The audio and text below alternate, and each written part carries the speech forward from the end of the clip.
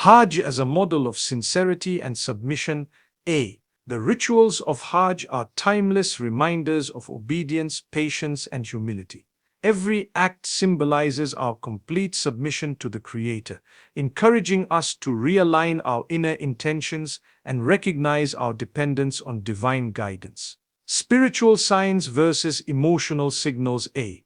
While many seek physical or emotional signs of affection, a spiritually grounded individual pays attention to respectful, modest, and consistent behavior, signs of sincere attraction rooted in value, not vanity. 3. Purifying intentions in all relationships. A.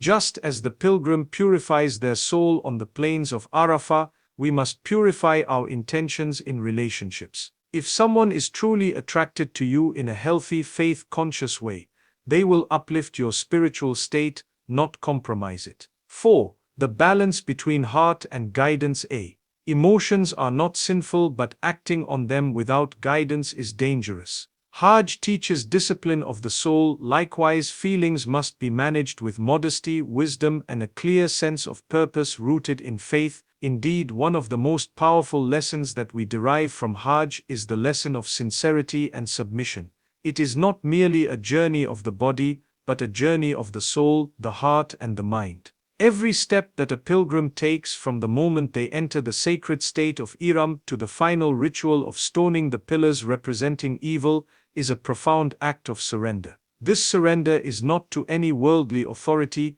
not to tradition for the sake of tradition, and certainly not for the eyes of the people, but solely for the pleasure of the Almighty. When one dons the simple white garments of Ihram, they are making a silent statement: I am nothing but a humble servant, I come from dust and to dust I shall return. The clothing strips away every layer of social status, wealth, fame, and worldly identity. In the eyes of the Creator, everyone is equal. The king stands shoulder to shoulder with the laborer. The scholar stands beside the student. There is no privilege, only submission. This is sincerity in its purest form, when one does something not for show, not for gain, not for praise, but because they are answering the call of their Lord. During Hajj, people face unimaginable challenges: heat, fatigue, crowds, inconvenience, discomfort, and yet they persevere. Why? Because they know there is a greater purpose behind each step. It is easy to perform acts of worship when things are comfortable, but sincerity is tested when worship comes with struggle. When the feet are swollen, when the body is tired, when the voice is hoarse, and yet the pilgrim continues. This is the reality of true submission. Take the example of the Sa'i, walking between the hills of Safa and Marwa. This is not a leisurely stroll, it is a remembrance of a mother, Hajj, who ran in desperation, searching for water for her infant child. She did not know how the solution would come, but she trusted in the wisdom of the Almighty. Her action became an eternal symbol of striving with sincerity and submission, and today millions reenact that moment. No one questions it. No one complains about it. They walk, they run, they remember. Why? Because they understand that this act is not random, it is rooted in history, in sacrifice, and in devotion. When the pilgrim stands on the plains of Arafat, that is the peak of the journey. It is a moment of reflection, a moment of sincerity beyond words. There are no rituals of motion, just standing, supplicating, crying, and begging for forgiveness. It is between the servant and their Lord. No cameras can capture the depth of that emotion, no words can describe the tears that fall, no outsider can judge what is being whispered in those hours. This is sincerity, this is submission. The entire Ummah, united in their weakness before their Lord, seeking mercy, recognizing that they have no power, no ability, no guarantee, only hope in the most merciful. The stoning of the Jamarat, though seemingly physical, is a spiritual declaration. It is the believer saying, I reject evil, I reject temptation, I reject arrogance, greed, pride, and everything that distances me from my Creator.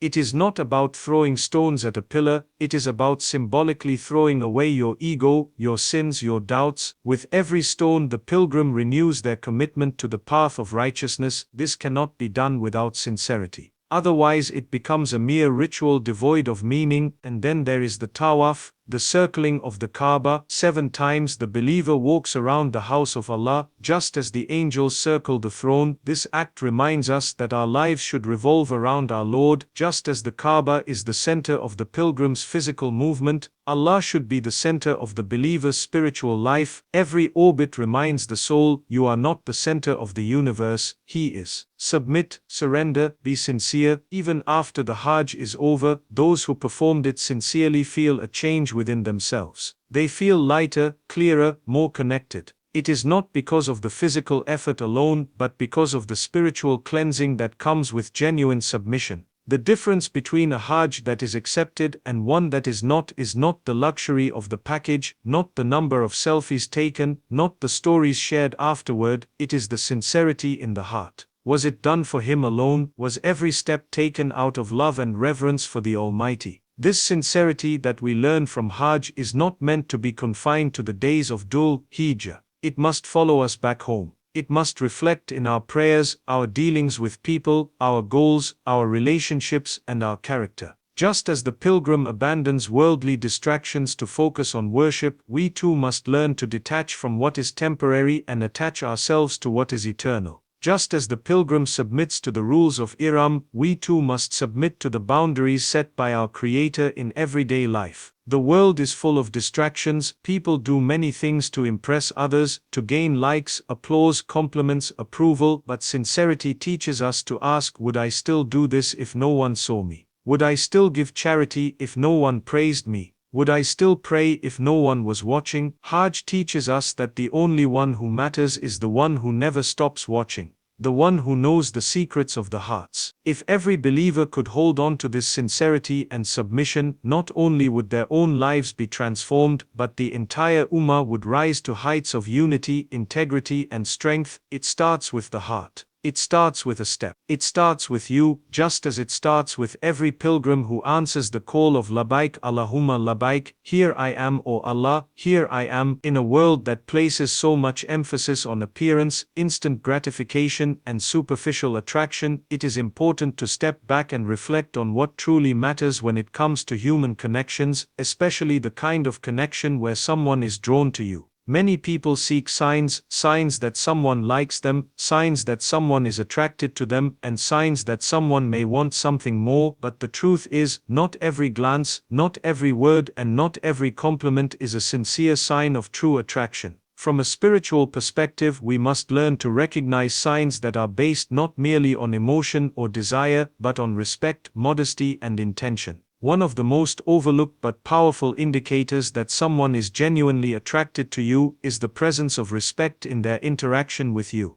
Not empty words, not flattery, not rehearsed phrases meant to impress, but a genuine tone of honor and dignity. A person who is drawn to you in a meaningful and sincere way will never want to bring you down, joke in a way that belittles you, or speak in a manner that disrespects your values. They will be conscious of their words, cautious with their tone, and intentional with their presence. Why? Because when the heart is clean, its attraction is clean as well. In a time when affection is often expressed through public displays or flashy gestures, a spiritually grounded person is discreet and modest. They don't chase attention, nor do they make you feel uncomfortable. Instead, they show care in ways that are subtle but profound. They will protect your dignity behind your back and in front of you. They will speak well of you without seeking praise. They will make dua for you without you even knowing. These are the signs of sincere attraction, not based on impulse but based on value. Attraction that is rooted in faith does not lead to haste or pressure, rather it leads to patience and respect for timing. If someone is truly attracted to you in a way that is good for your heart and your hereafter, they will not urge you to cross boundaries. They will not play with your emotions or leave you in confusion. They will respect your limits and their own. This is because real love, or the beginning of it, is a reflection of one's relationship with the Creator.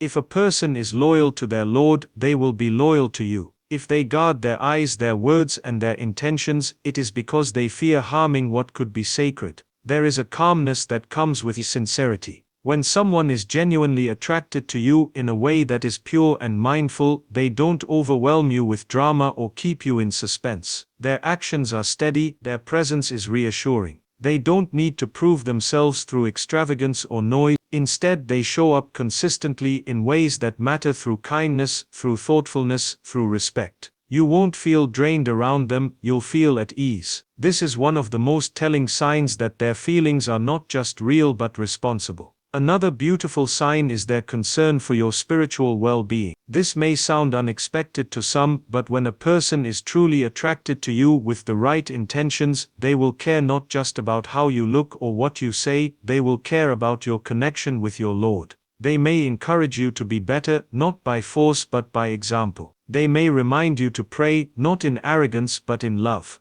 They may lower their gaze, not because they don't find you attractive, but because they respect you too much to reduce you to just your appearance. Real attraction doesn't compete with your relationship with Allah, it complements it. A person who truly likes you in a way that is meaningful will never ask you to compromise your values. They will never mock your modesty or test your limits. They won't guilt you into conversations that are inappropriate, nor will they demand constant attention. Instead, they will give you space, they will honor your decisions, and they will wait with dignity if waiting is required. That type of attraction is not only rare, it is a blessing. Sometimes a person may not even express their feelings in words, but their actions will speak. They will listen attentively when you speak, they will remember the little things, and they will support your goals and dreams, especially the ones that bring you closer to your Lord. They may be present in your life in a quiet but constant way, never making you feel uncomfortable, never seeking to impress, but always making you feel respected. These are not signs of infatuation, they are signs of depth. Many people confuse intensity with sincerity. Just because someone shows great excitement or says all the right things doesn't mean they are truly attracted to your character or your soul. Real attraction goes beyond appearance. It notices how you treat others, how you deal with challenges, how you pray when no one is watching, and how you speak when you're not trying to impress anyone. This kind of attention is not based on fantasy, it's based on reality. And what should we do when we notice someone may be attracted to us in this sincere way? We must respond with wisdom. Emotions are not sinful, but they must be managed. One of the greatest lessons from the pilgrimage of Hajj is discipline. The pilgrim restrains their tongue, their limbs, their desires, and their ego. Likewise, we must restrain ourselves and treat others' feelings with care. If the feelings are mutual and sincere, there is a halal path. If they are not, then we must handle them with dignity and honesty without playing games or leading people on. We must remember that not every connection is meant to lead somewhere, but every interaction is an opportunity to show integrity. If someone is truly attracted to you, their behavior will be pure, their intentions clear, and their presence beneficial. And if you are attracted to someone, ask yourself, do I care for their soul, not just their smile? Do I want to protect their heart, not just capture it? True attraction is not based on what fades with time. It is based on what strengthens with faith. And when two people are drawn to each other with sincerity, respect, and consciousness of their Lord, then that connection becomes a form of worship, not a distraction from it. In the end, the most beautiful sign that someone is drawn to you is that they bring you closer, not just to themselves, but to the one who created you both. Just as the pilgrim purifies their soul in the sacred journey of Hajj, standing on the plains of Arafat with nothing but their hands raised in supplication and their hearts filled with sincerity, we too must strive to purify our intentions, especially when it comes to relationships. The rituals of Hajj are not random actions, they are deeply symbolic gestures that teach the believer how to cleanse the heart from pride, arrogance, and worldly attachment. In much the same way, our relationships, whether friendships, partnerships, or the early stages of interest between two people, must be built on a foundation of sincerity and purpose. Without that, they become distractions rather than blessings. In today's world, the idea of relationships is often clouded by superficial intentions. People seek companionship for validation, attraction for ego boosts, and love for emotional comfort. But when a person purifies their heart, they begin to view relationships not as a means to fill a void, but as a trust and a test from the Almighty. They understand that any connection with another human being is an opportunity to either grow closer to Allah or be pulled further away. This awareness transforms how we interpret signs of affection, how we respond to attention, and how we express interest. Purification of intention starts with asking a simple yet profound question: why do I want this relationship? Is it for the sake of showing off, to prove something to others, or because everyone around me is doing it?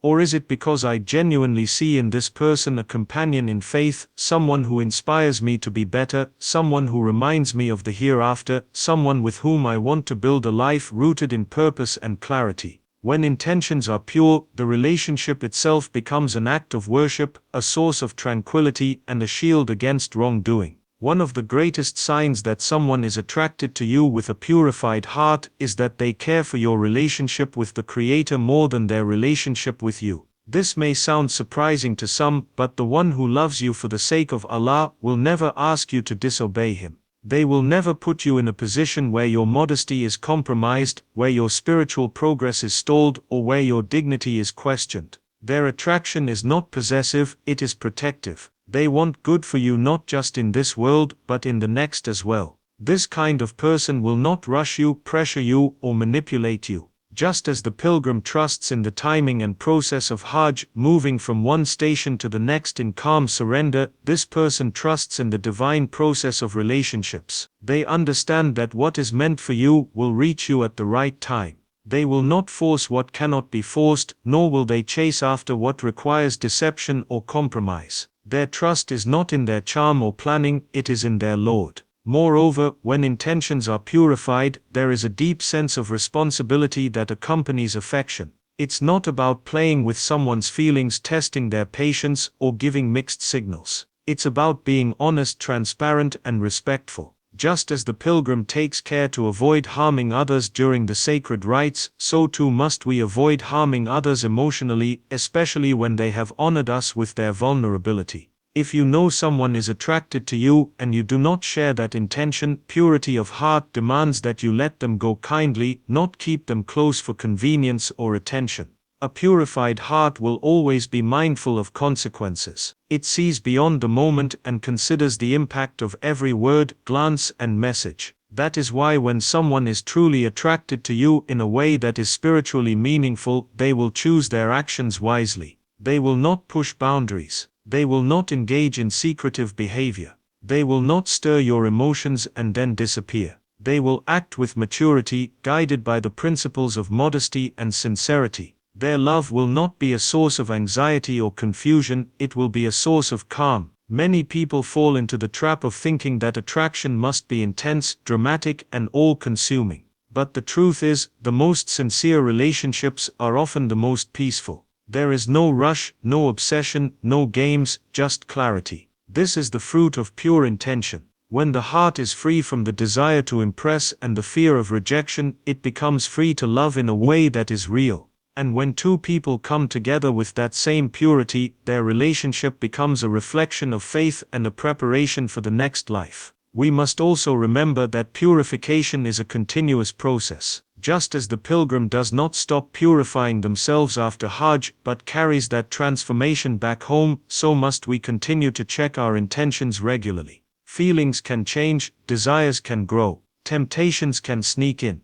But the one who constantly returns to Allah, asking for sincerity and clarity, will be guided through it all. They will be able to navigate relationships without regret and build connections that are blessed. Sometimes the people who appear to care for us the most are actually drawn to us for reasons that have little to do with who we really are. They are attracted to the idea of us, not the reality. But the one who truly sees you, who sees your struggles, your dreams, your faith, your effort to be better, and still respects you, supports you, and gives you space to grow, that is someone whose heart has been purified by intention. And such people are rare. They are gifts. In the end, whether or not a relationship materializes is secondary. What matters most is how we carry ourselves in the process. Do we remain dignified? Do we protect our hearts and the hearts of others? Do we strive to do what is right, even when it's difficult? If we do that, then regardless of the outcome, we are successful. Because the goal was never just love, it was love that brings us closer to our Lord. And just as the pilgrim walks away from Hajj with a heart full of peace, the person who engages in relationships with a purified intention walks through life with fewer burdens. They know they did their part with sincerity, and they leave the rest to the one who knows all hearts. In the journey of life, we often find ourselves facing a tug of war between what we feel in our hearts and what we know to be right in our faith. Emotions are a natural part of our existence. They are gifts from the Almighty placed within us to give us the ability to love, to care, to feel joy, and even to grieve. But emotions, like any powerful force, must be guided. Without discipline, they can lead us down dangerous paths. Just as Hajj teaches the pilgrim to control their impulses, to restrain their tongue, to guard their gaze, and to walk with humility, we too must learn to strike a balance between what we feel and how we respond. There is no shame in having feelings. Feelings are not harm. Attraction, admiration, and even love are not sinful in and of themselves. What matters is how we act upon those feelings. The believer is taught not to suppress their humanity but to align it with divine guidance. The spiritual lesson from Hajj is one of regulation. The pilgrim, though tired and overwhelmed, does not lash out. They endure discomfort with patience. They navigate crowds with forbearance. They worship in the midst of chaos. All of this is a metaphor for our daily lives to maintain dignity, composure, and discipline even when our inner emotions are stirring. When someone finds themselves drawn to another person, whether through their character, their beauty, or the comfort they provide, it is a deeply human experience. But what happens next is where faith enters. Instead of rushing into conversations, sending messages, or finding excuses to be noticed, a spiritually conscious person first turns inward and upward.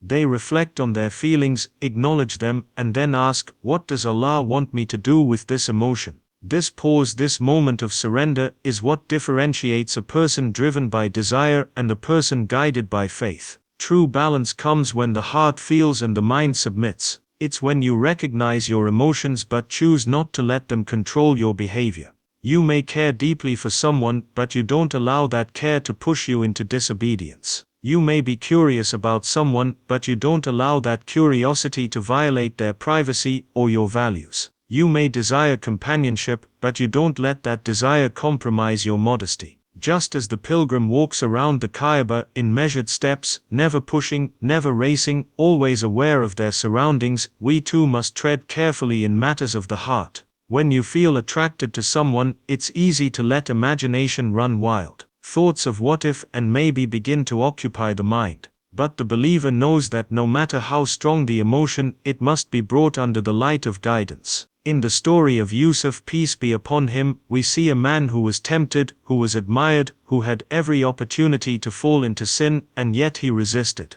Not because he lacked feeling, but because he feared losing the pleasure of his Lord. That fear was not weakness, it was strength. It was balance. On the other hand, if someone is attracted to you and shows it, your response must also be rooted in principle. You may enjoy the attention. You may feel flattered. But the question is not does it feel good, but is it right? Many emotional pitfalls begin with innocent interactions. A smile, a reply, a continued conversation, all of which may seem harmless, can open doors to attachment that is not rooted in clarity or commitment. Hajj teaches us to close the doors to temptation, to walk away from that which could harm us spiritually, even if it's appealing on the surface. A balanced heart is one that welcomes emotion but seeks direction. It doesn't deny how it feels, but it constantly checks those feelings against a higher purpose. This is especially important in relationships. How many people have fallen into emotional traps, only to find themselves spiritually empty afterward?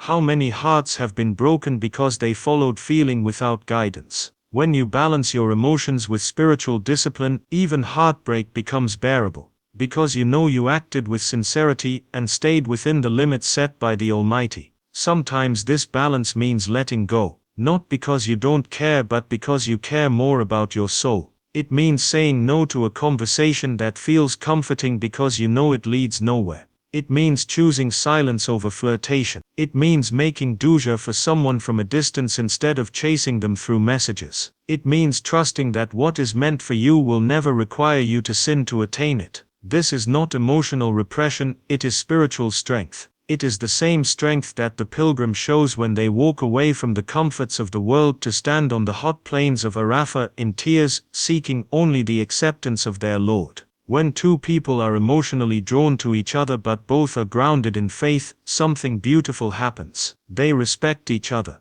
They protect each other from sin. They wait for the right time. They involve their families, they take the proper steps. There is no manipulation, no confusion, no games. There is only clarity. This kind of balance leads to relationships that are not only emotionally fulfilling but spiritually uplifting. Let's not fall into the trap of thinking that spirituality is the enemy of emotion. In fact, it is its guide. A heart without guidance is like a traveler in the desert with no map, lost, thirsty and vulnerable. But a heart that is both tender and principled is like the pilgrim who walks through Makkah with intention in every step. Such a person is not only strong, they are beautiful in the sight of Allah. In this world there will always be attractions, desires and moments of vulnerability. But the believer doesn't deny them, he or she masters them. Just like the rituals of Hajj are structured to help the pilgrim rise above the physical and connect with the spiritual, we too are given the tools of prayer, fasting, remembrance and reflection to manage our emotions in a healthy, God-conscious way. So the next time your heart inclines towards someone or someone inclines toward you, pause, reflect, feel but don't fall. Pray and seek guidance. Let your feelings be present but let your Lord lead the way. This is how you walk with balance. This is how you love with wisdom. And this is how you protect your heart by giving it first to the one who created it.